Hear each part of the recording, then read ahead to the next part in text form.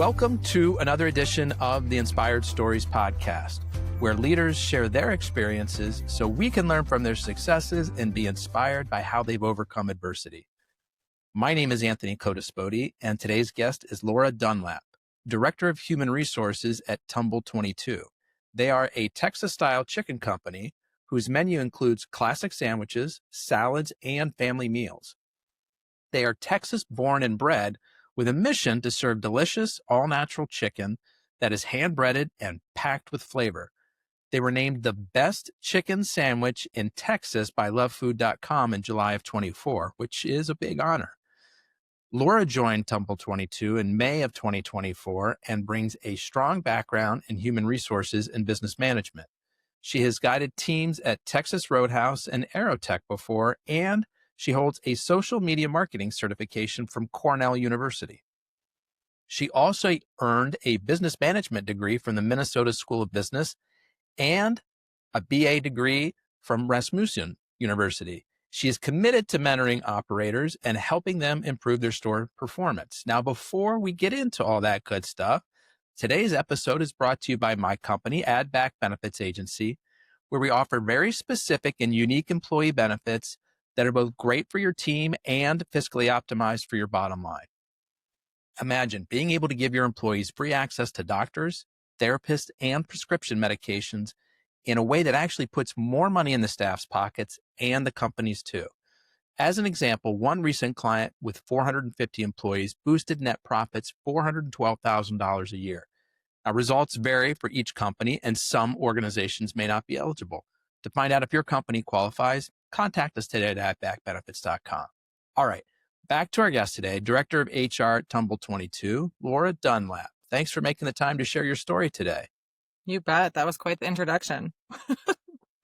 Well, let's jump in and learn more. Laura, what first drew you into the restaurant industry? I was born into the restaurant industry. So my parents started their own restaurant concept, travel concept. And so really I started working when I was 12 in this industry and just kind of grew my way through the ranks. With them, I went all the way up to management, but then decided I didn't want to work next to my dad in management. And so I ended up transferring to another company outside the family business. And that's where my love for the industry really grew, because it was now a restaurant that was giving an experience to people. I then moved on to Tumble 22, where I was able to help develop a new brand, which was something new for me. So what was the concept that you were working with your father at? It's called Nelson Brothers. It's in Minnesota. It's a travel place, but it's a restaurant, bar, bakery, gift shop. It's actually been nominated for the best travel stop in the United States. But Travel stop. So along the side of the highway, somebody can use the restroom, get some gas, and also have some wonderful food. You got it. Yep. Okay. And so what did you learn working with your dad? Oh gosh, I think the hustle is the main thing, right? Because my parents were divorced when I was at a young age. And so my dad had to hustle to provide for us 3 kids because we lived with him. And so obviously I learned that the hours aren't glamorous, but the way that you can change people's lives is glamorous. So to me, I just remember calling my dad and being like, Dad, I can't even pull out of your parking lot without waiting for 5 minutes. Like, you need a stop sign here so that you can get people out. And he's like, isn't that great? He's like, that's how many people's lives we're changing, because we can afford to pay, 300 plus employees, and we're changing lives here. We're not just serving food. So after that, it was something that I really just bonded with, and I've just never gotten out of it. So What was it that you guys were doing there so well that had such a strong, steady business? homemade product, I would say, for sure. We also, we treat our people right. Like, we've had people there, and the restaurant world is unheard of, but we've had people there since the beginning. So 35 plus years. So I think the knowledge that those long-term employees bring is key, obviously. And then the homemade product, where we're not just microwaving stuff in a bag. Okay, cool. And so you went from one successful concept with your dad to another successful concept. Now, most of the people I talk to, whether it's C-suite, business owners, founders, et cetera, they'll generally agree that probably the most difficult part of running a business is managing the people. Mm-hmm. But you found an enjoyment, a passion in managing the people and developing them. Why do you think that was? 100%. Because the thing about the restaurant industry is, and it shows for myself too, is like, you don't need a strong degree, or you don't need a bachelor's degree, or you don't need any sort of degree to be able to develop your future, right? So like, you come in with that good attitude, willing to learn, energy, whatever, and you start proving yourself in the restaurant world, and you can work yourself through the ranks just by doing that and working hard. Not every job can do that.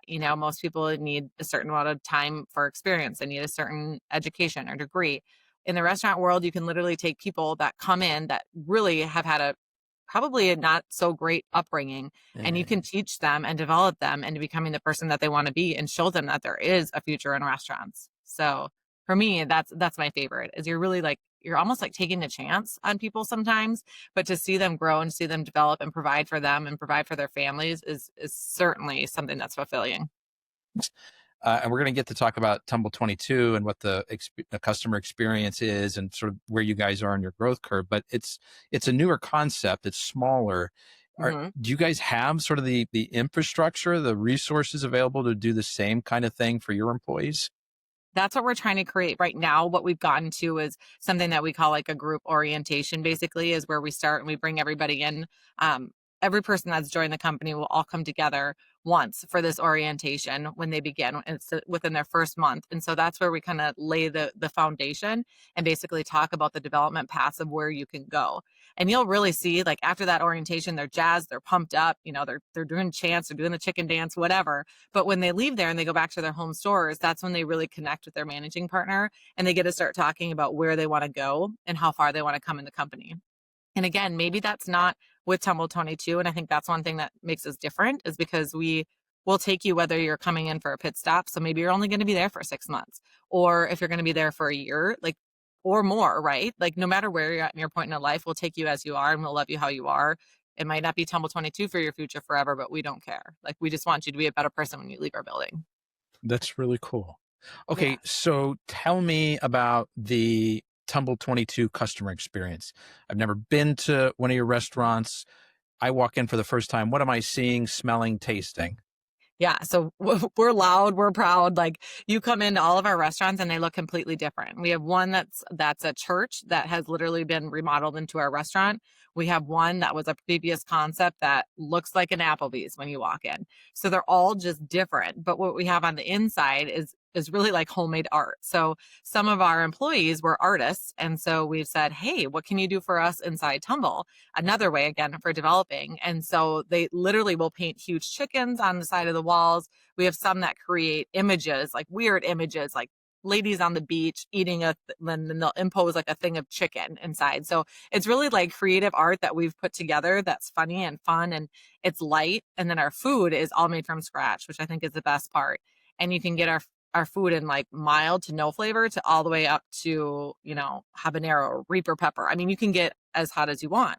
And so it really hits home with everybody because they can order what they like. So kids can get the no seasoning, dads and moms can get the most seasoning and most flavor, and everybody wins. Not to mention we have the best mac and cheese in the whole entire world. And I'm not joking about that. What makes the mac and cheese so good? Oh, it's a secret. It's a secret recipe. We use some expensive cheese that we probably pay too much for, but it's a winner. Like, I've never had mac and cheese like that. So okay, it's spot on. And the chicken itself, it's fried, it's grilled, it's baked. What are the options there? You can get it grilled and you can get it fried. If you want to be healthier, obviously you'll go towards the grilled. But what we're really known for is the fried, the hot chicken part, where it's hand breaded, it's hand cut. So we have like a meat cooler where our employees will go and they'll cut the meat fresh. So everything's going to be totally fresh. So we hand bread it. Wait, you cut it and you bread it on site? Yes. Yep. Wow. So everything is homemade. So literally we have a person that's in charge of cutting the chicken. But that's not done from like a central commissary and then shipped to each of the locations. They're all doing it like right there on site. Wow. Yeah. We cut them fresh for like the sizes that we need, the white, the dark meat, whatever. So that part we're definitely doing in house. So it's not frozen, it's fresh. Wow. And then from there, we batter it. And then from there, we hand batter it, and we tumble it 22 times. So hence the Tumble 22 name. And then, of course, we have like the secret spices in there. Tumble it 22 times in the breading and the spicing. Correct. So when you take the chicken, you throw it into the breading, and literally like the way you're flipping it, you're tumbling it with your hands. And so you do it 22 times before it goes into the fryer. So Why that's is where our name comes 22 from. the magic number, not It's magic. I 20, don't know. 24? You guys It's tested all not the different numbers and it's like always perfect 24 is too consistency. much, Yep. 21, 20. nah, not quite there, but 22, you've hit it. Yep. Okay. Perfect. Has a correct layer and the correct amount of like, I know it soaks up the seasoning perfect. It's 22 and we'll never change it. So you're the director of HR there. You love to focus on fostering a positive and inclusive environment. Yeah. Can you share a specific moment or maybe a particular initiative that has really demonstrated the power of the inclusive practices that you put in place there? Yes, like I can pinpoint it to a T. When I walked into Tumble 22 to tour it to see if it was a business that I wanted to come over to, and walked into one of our locations in Lake Austin Boulevard, and I was blown away by the amount of diversity in that restaurant. So literally, I mean, there was multiple colors, there was multiple genders, there was people that didn't identify as gender, as certain gender, there was people from all over, and you literally walk in and you look at this restaurant and immediately I fell in love with it because every single one of them like love each other like their family, right? And you don't always get that. Like I come from a small town in Minnesota where there's not a whole lot of diversity, to be honest. Like my small town is like 580 people. It's very small. And so you come into Austin where people are creative and authentic and have piercings and have tattoos and they're all loved and accepted for who they are. And I just knew right then and there, I was like, this is the company that I need to be for or need to be with. And then I went and traveled to the other restaurants and saw the same exact thing. So there's people from all different backgrounds, all different cultures, religions, whatever. And it's so cool to like learn from each other and grow from each other. And again, that leads back to our development piece, right? We're like, we don't care where you're at in life. Like we just want you to be happy. We want to love on you and we want you to grow some way, somehow within Tumble 22. And so I honestly think like the initiative right away, and we're a very small company. So I think as we grow, we're going to need to have those DE&I initiatives, right? Like, but right now we're little. And so we're literally, you know, we're putting applications out or we're accepting applications from all over. And we're just lucky enough that our managers are accepting people for who they are and where they're at in their life. And so we've just built this, like, I don't know if you want to call it like pot of soup, but like it's literally like a mesh or a hodgepodge of everybody with all their cultures and religion. And it's so cool just to accept people for how they are, how they look, where they're at in life. And it's just amazing. It's so great to learn from each other. So That's really cool. So when you first joined the organization, paint a picture. Where was the size in terms of number of locations? Where are you guys now? So since I've been on board, we've opened 2 locations. So we're about to open up our 9th location now, which is in the works. So before that, they had 7 locations. I'm sorry, they had 6 locations. I've opened up 2 with them, and then we have another one more on the books and 3 more to come next year. Wow. Mm-hmm. So our And goal is probably like 3 to 5 a year. We don't want to grow too fast where we don't have the right people in the right seats, right? Because then your company is going to go downhill. So we just want to make sure that we can develop those people and have that bench to continue to open up stores, if that makes sense. yeah. And these are all company owned locations, or are you guys Yep. franchising? Nope. Company owned. Yep. So Okay. all under the company. I think eventually maybe as we grow and go outside of Texas, we might then do some of those franchises. But right now, our goal is to basically make a name for ourselves. And what we found is like in Austin, if we open up a restaurant in Austin, it's a go from get-go, from the time we open up our doors, because we've kind of spread through Austin. Austin's so big. So we've spread through it. And now we're going to the surrounding cities around Austin. Okay. And what we're finding is that our revenue is spot on by the time we open our doors because they already know us, you know? So if we start going into these other states where nobody knows Tumble 22 and start throwing franchises up, yes, we have good food and good service, but it'll take a little bit. Doesn't have the name recognition. It doesn't have sort of the built-in audience right away. Exactly. Yeah. Yep. And so I'm sure that there are other chicken places in Austin and the surrounding areas. Why are you guys doing so well? Lots. Okay. It's a lot. Yeah. So how do you rise above the noise? How are you beating out the competition? That's a great question. And the only thing that I can answer is that it literally goes back to our food and goes back to our service. Like we have those initiatives that you have to tumble that chicken 22 times. We're not taking anything frozen. It's all going to be made from scratch. We do like a rotating chicken that people can actually put in votes for and submit what they want to see as our sandwich of the month. And we'll do this whole voting poll on social media, and we'll actually like give them food for a year if they, put up a sandwich that they like. So not only do we have our menu that's fantastic, but we're also rotating in new products that the public wants to see, because they get their opinion on that as well. And then our service, I think, is above the rest too. We're just very picky. So, And to ask a very basic remedial question, it's uh-huh. all chicken. We won't find other proteins on the menu. So it's all chicken, except for in Houston, we actually have a burger. So Okay. same burgers, hand patty and stuff there. So Houston did really well with the hamburger. Austin market, not so much. So Austin is going to be all chicken. We'll test it. So like Yeah. our new location in San Marcos, we threw on a burger because it's a college town, and you know, college kids like cheeseburgers. So we threw that on the menu, and we'll see how it goes. But in Austin, it's 100% chicken. You mentioned social media just a second ago, Laura, and we mentioned in the intro that you've got a social media marketing certification. As an HR director, what was behind that decision? As part of my main position was the staffing and recruiting. And so I did things from like training technology to teaching people how to staff and recruit.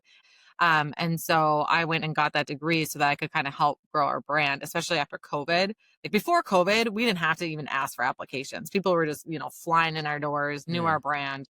It was easy enough. After COVID hit, it was like a struggle because we were going from open stores to then we'd have to close them, or then only to-go sales. And so we were fluctuating so much that after that, we had to start asking for applications. And let's face it, these days, social media is the way to go. I mean, the old school job So you're boards don't using always social work. media to recruit new employees. We did. Yeah. Yeah. Yep. Actually, with Tumble 22, I do not do any of the marketing on social media. We have a fantastic marketer that does everything on social media. And we also have a director of marketing that also helps with that. So that part of my history is in the past for now. Maybe it'll come out if we have to start recruiting. But with Tumble 22, it's insane the amount of applications we get in. Like people want to work there because it's so fun.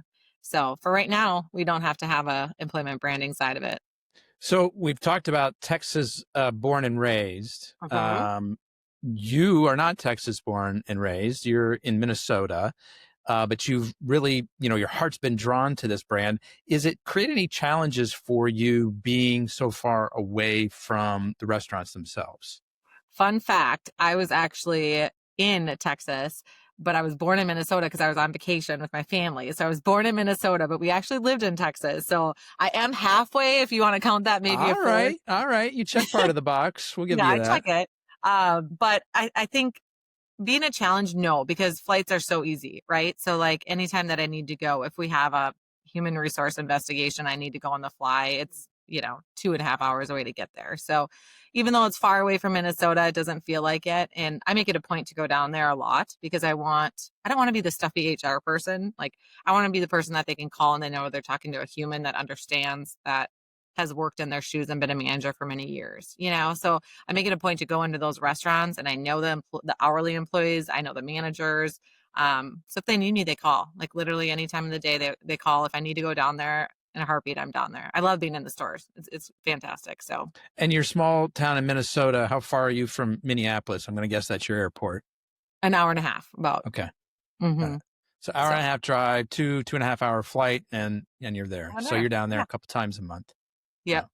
Yeah. Depending on what's going on. If I need to be down there more, then great. But when I'm down there, I'll spend, 4 days or whatever and make sure that I hit all the stores so I can spend time with people. And there comes in that development piece again where I can chat with them, see where they're at in their life, but then also help them with their struggles that they're having in the store when it comes to people. Yeah.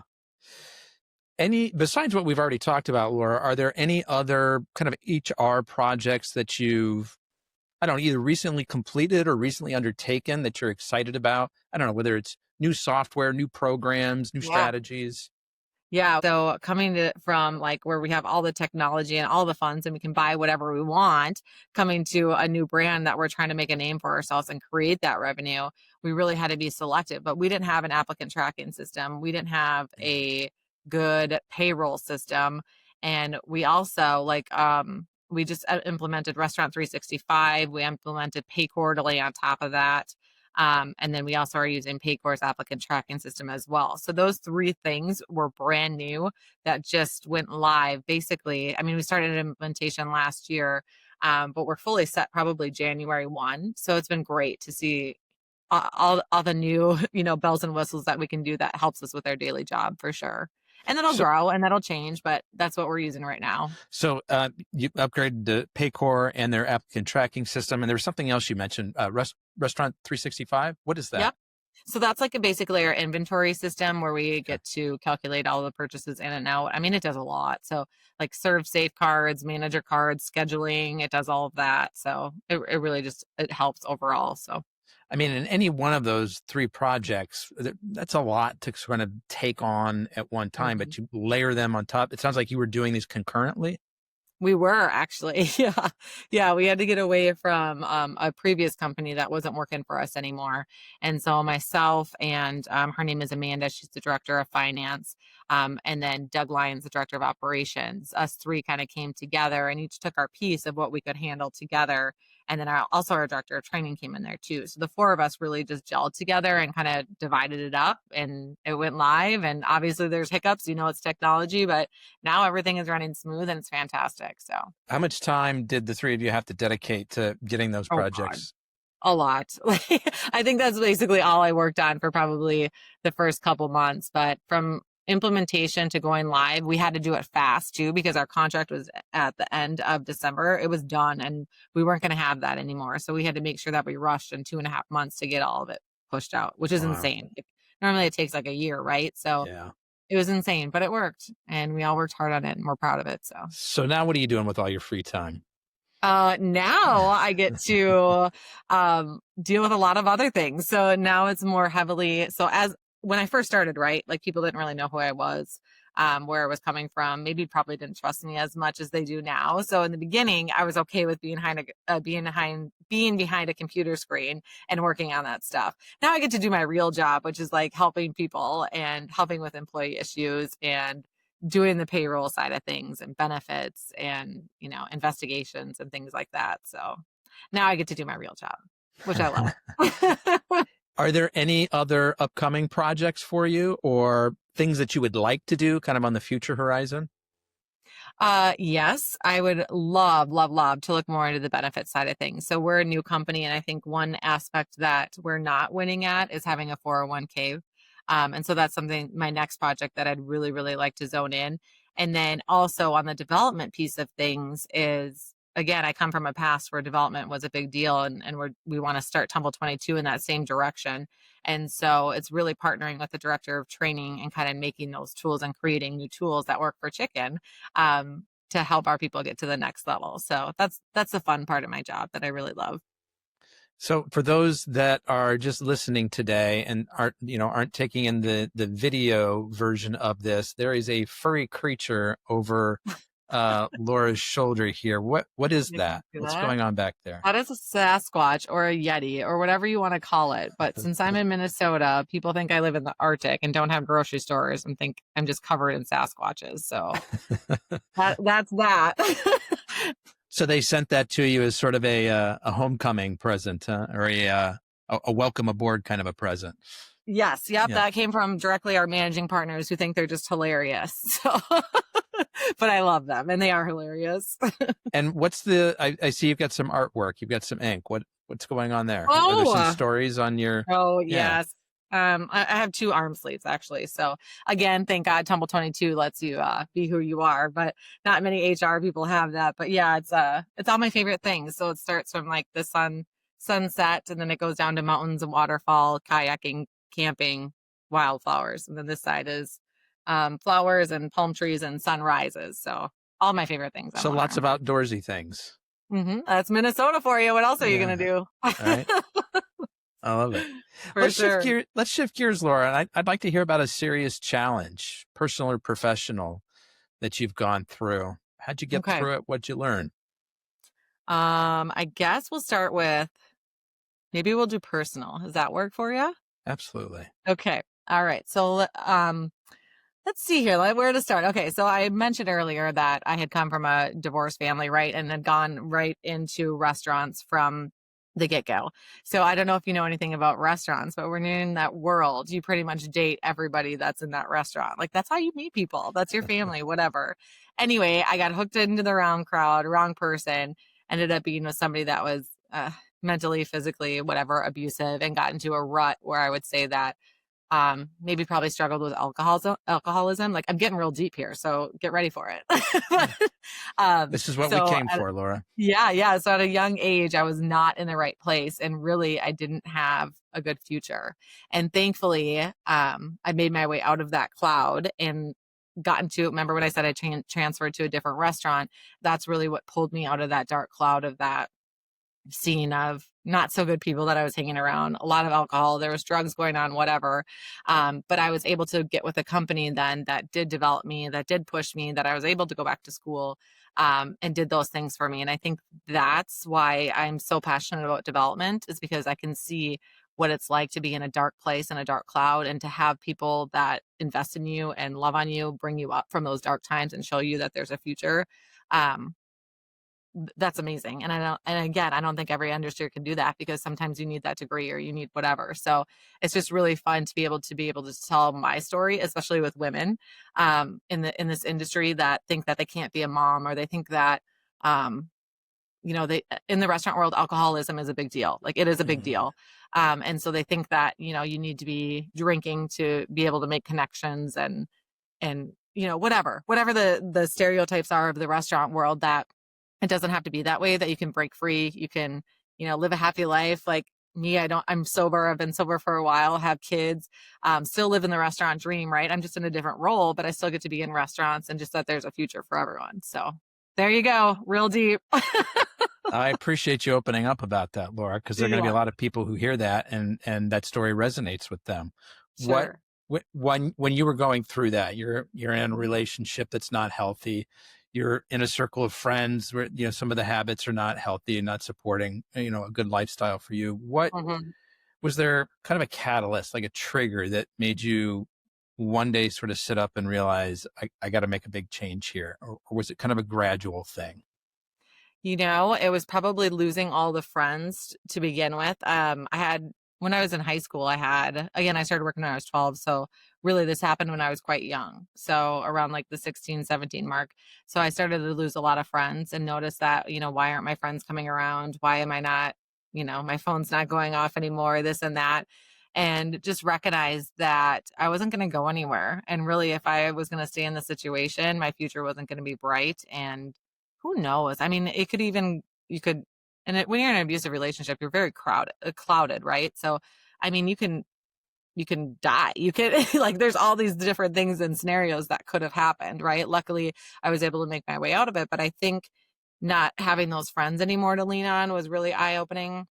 I also had an incident where my boyfriend at the time had elbowed me in the face, and I had to go to the emergency room, and like the roof of my mouth caved in, and so I had to have emergency surgery. That was pretty much the last straw. And then when I had to walk up and show my dad my face, and he had to bring me to the emergency room at 3 in the morning, he was like, that is enough. And so he really pulled me from that atmosphere as well.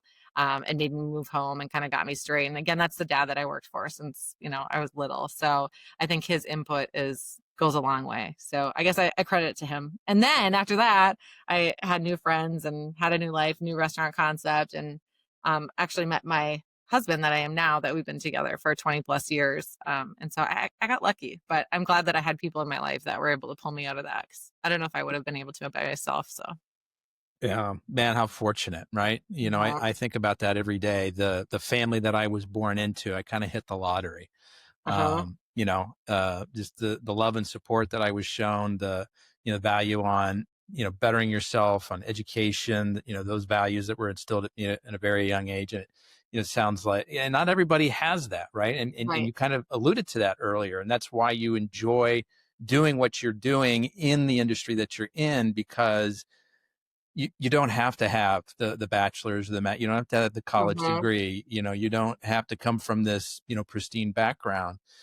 Come as you are, and we'll take you and love you as you are, and we'll help lift you up. And you know Exactly. the fact that you've kind of walked part of that path yourself, you can relate to a lot of the folks that you're working with, I presume.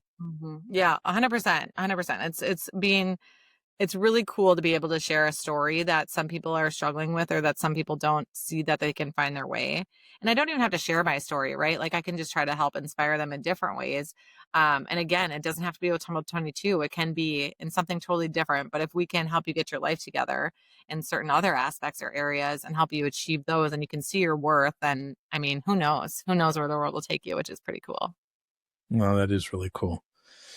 If you had to recommend a resource to listeners, maybe people who are trying to get a foothold in the restaurant industry, a book, Hmm. a podcast, a course, something that's been helpful to you along the way, what would you say? Hmm.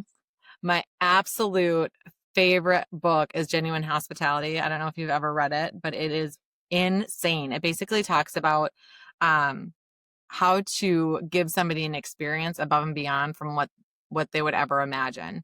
And so it just teaches people that, again, the restaurant world, you get everybody from every different backgrounds, but at the end of the day, if your goal is to blow it out of the water, to give everybody an experience that they never think is wild, and pour yourself into other people, whether that's guests or other employees, that you're going to go far and people are going to remember you and come back to you. So for me, it's like, I mean, in the book, there's this example, like this person came into this restaurant and they really wanted a hot dog from whatever, a place 3 miles down the road. And so this person like literally went, it's a fine dining restaurant, and went and got this kid a hot dog from the place that he really wanted to and served it to him. And then it also talks about, again, people that don't have that strong background or don't think they're going anywhere. And they started out as a dishwasher, and now they're, a managing partner of a fine dining restaurant. And so it just shows you, like, with those memorable experiences, how far you can go, whether that's building sales in your restaurant or building somebody up in an area that they need. So that book is killer. What did can you think about an example of something you took from that book and it generated an idea for you to put into place, something that you were like, I can do this. Yeah, but it's not going to be that super inspiring to Sometimes Roadhouse. it's just turning the small dials that matters. Yeah, I suppose. But like the experience thing is always something that, as a consumer who goes into restaurants a lot, because let's face it, like after working in restaurants, you don't want to go cook your own meal. So I always want to give that great experience and obviously elevate that restaurant to the next level and provide that experience, right? So one thing that I did when I worked for our customers or our guests was, if they were coming in and celebrating a anniversary, a birthday, whatever, we would go in the office and handwrite a card for them and, congratulate them and have the staff sign it. And we would give it to them. And it was just like that little sentiment that was above and beyond that they weren't used to. And then for our employees, which is something that we still continue to do, is celebrate them in every victory that they have. So whether that's a birthday, an anniversary, a graduation, we've gone so far to even, like, at tables, have all the graduation pictures laid out and close the table down to just kind of celebrate them. Um, and it's the little things that matter, right? Like just the little things, whether it's an experience or for your employees, that it's going to take you to the next level. So, That attention to detail, those small dials, they matter. They make a big yep. difference. So you mentioned you're married, mother. How many kids do you have? I have two. Yeah. 12-year-old and an 8-year-old. Oh, that's great. So they've grown up in the restaurant business for sure. Because my husband and I met in the restaurant industry. He now has a food truck that he's running. And then obviously I'm with Tumble. So that's kind of all they know, but they know that there's a future in it. So that's good. Yeah. Do they talk about that? I want to be like mom and dad when I grow up. Oh yeah, our son, who's 12 now, works in the food truck. Okay. That's his jam. He has to support his fishing habit, so he's in the food truck all the time. My daughter Elise has said since she was little, like, she has this little board that every year they take a picture of how old they are and where they want to work, and it's always been in the restaurant industry or in the food truck or whatever. So we'll support it. That's awesome. I Gotten love thus it. far, so Yeah. Let's talk about how COVID changed things in the mhm. restaurant space. And I know that you were at one restaurant concept, sort of during COVID, and now Yep. you're with Tumble 22, but certainly you've talked to your coworkers who were kind of there through the whole thing. Like, how Mhm. has the working experience and the customer dining experience shifted since then? Oh gosh, I feel like people are just so negative nowadays. And I don't know if it's from COVID or what, but it's hard. Like, the employees that you get in sometimes don't want to work so hard. The guests that you get in are sometimes pretty cranky. And so you just have to, at the end of the day, like, not take anything personal, but also like realize you don't know where they're coming from and what their background is too, right? So they could have experienced something that you have no idea about before you, and you can't take it personal and just try to change around their experience. But I think COVID as a whole, I mean, it changed the entire world. For us, it was in restaurants, it was challenging. Like I had talked before, is it was wide open, then it closed down, and then you could maybe do on the patio. And so you really found who your true employees were because they stuck by your side through that whole thing, right? And you knew who was dedicated and who was going to be there for you when you needed them. But I don't know. I don't know what you think, but I think as a whole, this world is kind of negative sometimes, and it's just not fun always. So to try to make it fun, we do our best I can at Tumble 22 and try to give them that experience. So there certainly is a layer of crankiness that maybe didn't exist before. But what I love that I hear you say, Laura, is that you focus on trying to make it fun. Like you could spend all of your time and energy focusing on all that crankiness, the employees maybe who don't want to work as hard, the guests who come in that, they're mean and angry from the start. But what you're really trying to focus on is how can we make a great experience, both for the employees and the guests. Exactly. Yeah. You got to make it fun. Like people feel so entitled these days. And so it's like, let's have fun. Let's have a contest. Let's have a good time. Let's celebrate whatever we can do to lighten the mood is our goal. So, Laura, what's your superpower? oh gosh. Set humility aside. What do you do better than anyone? I really think it's the connections that I make with people.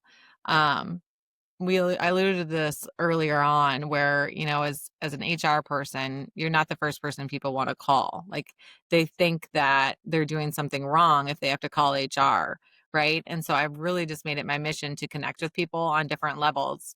And we've kind of talked about some of the levels, like what my past was in growing up, but it it's just connecting with them to find some way somehow that they can relate with you so that they'll remember your name, that they think that it's okay to call HR, that they'll call you for advice and being proactive instead of reactive. And I think that's not even just in my job too. I think that's in everyday life. I like to meet people. I want to know about their backgrounds. I want to learn from the most people that I can. And so the way that people trust you is making those small connections. And somehow I make people laugh, I guess. And they trust me. So I guess putting humility aside, I'm going to go with connecting with people. Well, that's a powerful one. Because, especially with what you've talked about, what you enjoy doing in your work and helping people up, helping people through challenging parts of their lives. I talk about this a fair amount on the show. The power of safe human connection, I think, is one of the best forms of medicine that exists. Mm-hmm. And so that being your superpower, God bless you. You're making your corner of the world a little bit better. I hope so. That's what I try to anyway. And instill that in my kids. Like that's so hard. Raising kids nowadays is not easy. And so obviously you want to raise your kids to be the best that they can. And in this world, sometimes it's challenging, people aren't always raised the best and they get so much peer pressure from everybody around them. So it's just really instilling that power again of connection and letting people help you grow and doing the right thing, I think is hard, but it's important. Do you have a little nugget of parenting wisdom for myself, for the listeners? Something where it's like, I started doing this and it's made a big difference in my life, my kids' lives, etc. Yeah, be nice. Like that's it. Bottom line is be nice. I mean, treat people how you want to be treated. But, if you see somebody that's sitting on the side that is, by themselves and you can see that they're down, like you help them up because it costs you nothing except for reaching out to somebody, like you have to be nice. It's so sad how many people are angry or mean or what have you. And it's just like, if there was more nice and more smiles in the world, I think we'd be in a better place. I love that. And I'm going to tuck that one away from myself. Perfect. Especially as my 9-year-old was yelling at me what a mean dad I am last night. Oh, isn't that lovely? So what's your advice for your kids? What do you tell them? Oh boy. I don't know that I've got any pearls of wisdom like you do. We try to do the, take a deep breath. This isn't as big of a deal as you think. But at times that feels like the wrong message too, because whatever it is that sort of has them triggered is a big deal to them in that moment. And I don't want to diminish that. So I agree. I've always heard like little people, little problems, big people, big problems. And so it's like right now, sometimes those kids come to you with like things that are just so little, right? Like, oh, somebody didn't want to sit with me on the bus. And to them, it's just like explosive, like it's the end of the world. And I'm sure I would feel that way if I was their age too. So you're right. Like their big problems are little to us, but like they're a big deal to them. And so it's hard to, I think it's important to keep that open relationship. I don't know what you're like with your kids, but like you come to me with anything, any question, I'd rather have you ask me than go ask your friend, you know, Yeah. ask me, I will tell you the truth. And we have that open relationship because there's just so much negativity. And again, kids are raised from, you know, parents who maybe are not in their lives and they're not raised the best way. And so to instill, I mean, faith in our family is a big deal as well, which I won't go on that tangent, but you know, it's just always, it always boils down to like, do the right thing when nobody's looking, you know, Mm. and be nice to people. So. When did faith get to be such an important part of your life? You raised that way? Was it going through some of those earlier struggles later Um, on? Yeah, my parents actually are big into faith, and I remember going to church and hating every second of it. And then, like, literally, they would say, "Okay, fine, just come with us once a month." And I was like, "Why? So you can make it look like we're a happy family in faith." I remember just like batting against them and not having a good time in church. And then actually, after like finding sobriety and kind of finding my way. I still go to the same church that I went to with my parents when I was younger, but now I willingly go and my kids come with me and my kids beg me. Like if we don't get to go, they're sad. And so it's just something that now it's really fun because I want to be there and I'll sit next to my dad still to this day. And he's just like beaming because he's like, I did my job. Like she's doing okay for herself. And she's now loving her faith and actually expressing it on her own and not having him pull me to church every day. So How it's did you been flip there. the script for your kids? Why are they so excited to go when you weren't as a kid? So when I was raised, my parents went through kind of a nasty divorce. And so I was never in church until probably my dad met my stepmom. And that's when I was 10 years old. And so for me, it was probably something like, this isn't what I was used to. Like, you're not my mom. Like, I don't want to go. It's never been an issue before. So it was probably just me being that hot headed, stubborn jerk like and doing it. So for me and with my kids, I never forced them to go. Like I just actually my parents took my kids to the church for the first time and they just loved it. And ever since then they've been hooked. We have a really good church. So we're very fortunate. It lively, like music, dancing, like that Mm-hmm. kind of a thing. And Oh, so, yeah, they enjoy 100%. the energy. Yeah, How that about you? sounds fun. Are you into faith or not so much? I am. I was Yeah. raised Catholic, and our masses, our services are radically different from what you're describing. And so I went through the same thing where I did Yep. not enjoy going. I encouraged my brothers and sisters to be extra quiet on Sunday mornings, hoping that the parents would oversleep and we would miss it. Um, Yes. yeah, and then life unfolds and evolves, and you find yourself in new places with new beliefs and new understandings, and so. Yep. I Yep. think it's a fun path.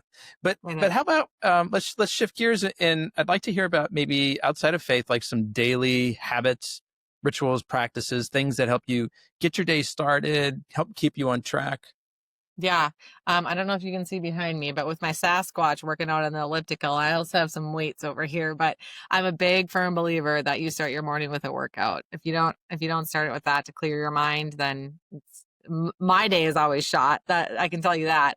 So I typically play my beach body on the TV screen, lift my weights and jam out to some Jesus music as I'm pumping my iron. So that's my day. That's how I get it started. And I can tell you what, if I don't do that and I jump into work and turn my computer on before, I do my workout, the rest of my day is shot. Like I'm just angry. Like I need that happy music to It's a get me good way to started. wake up, and it's a good way to just kind of burn off some of that angry energy that may be there Yeah.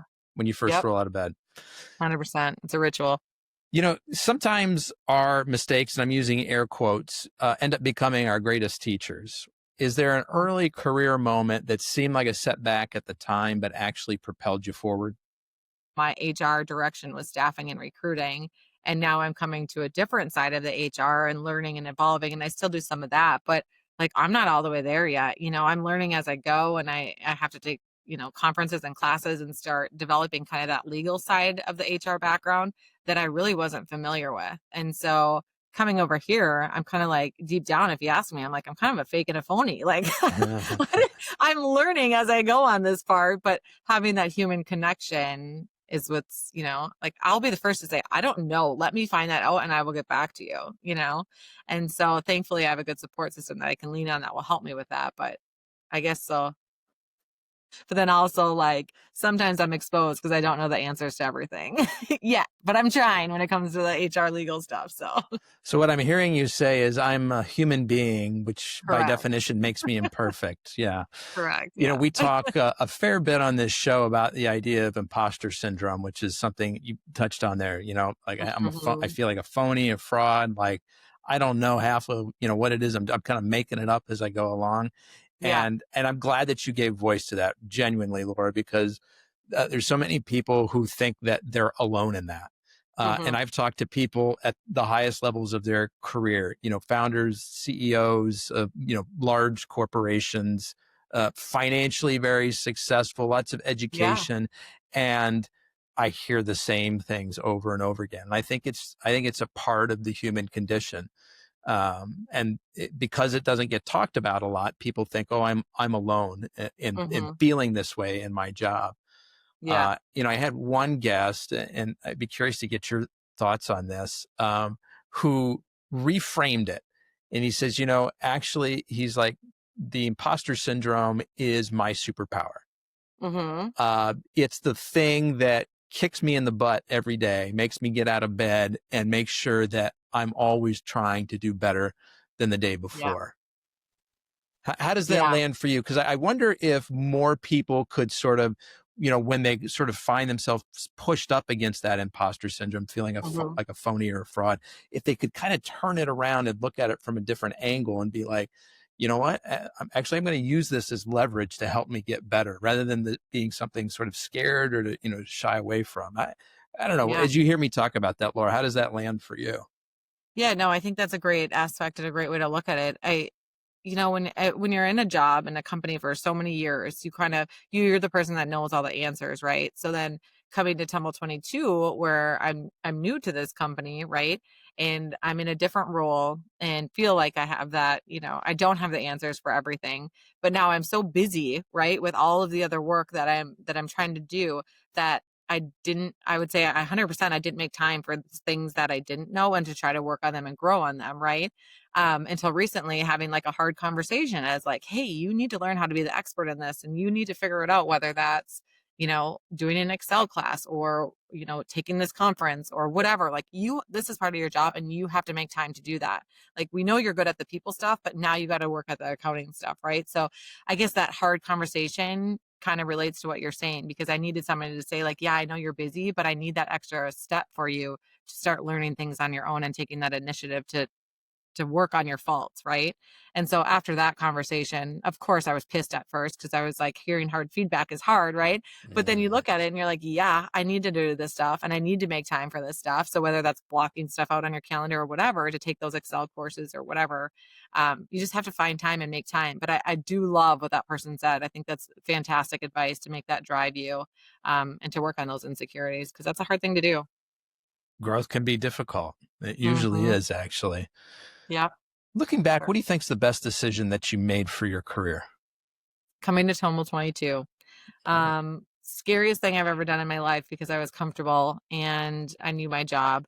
And I was working for $1 billion company, and then coming to a starting company and trusting the COO who I'd worked for previously, and trusting in him that he's going to take this company to the next level and develop people like he says.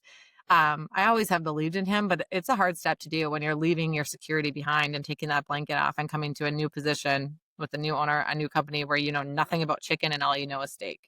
And seriously, that's how it is. I mean, it was 100% a change, and it's so scary. I left a lot behind at Texas Roadhouse, but what I've gained here is like so much growth, so much more knowledge. It's fun to build a brand, and it's cool to, it's cool to follow his dream of developing and passion and having our dreams connect and growing that in a new company. I mean, a startup company is something I've never done before, and it's pretty cool. It's You amazing bought to think. into his vision. Obviously, somebody you knew and trusted from having worked with before. You Yep. believed in the concept of the restaurant, and you got really excited about the idea of being able to further develop people, which is a big passion of Hmm. yours. Yeah. At Yeah. Roadhouse, I wasn't like I was in my job now. I'd started out like helping people, but then it kind of grew into the technology aspect of things. Our world just changed so much with technology, so it was more like teaching people how to use technology and staff and recruit.